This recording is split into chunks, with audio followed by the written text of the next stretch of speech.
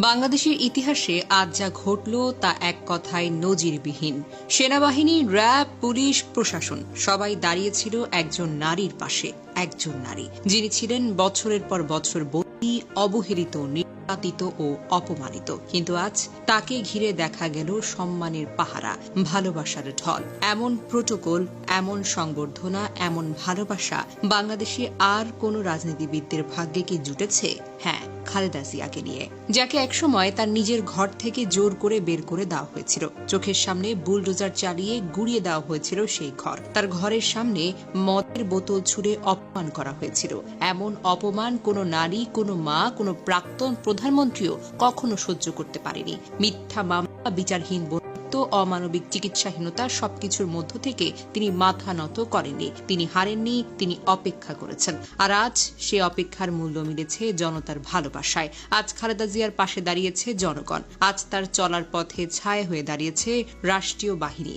আজ তার পাশে আছে তার দেশের মাটি, মানুষের মন। সম্মান কি বন্দুকের জোরে আদায় করা যায়? না। সম্মান কি টাকায় কেনা যায়? না। সম্মান আসে আত্মত্যাগ থেকে। আজ খালেদা জিয়া শুধু বিএনপির নেত্রী নন, তিনি বাংলাদেশের একজন সংগ্রামী নারীর প্রতীক, একজন মা, একজন যোদ্ধা, একজন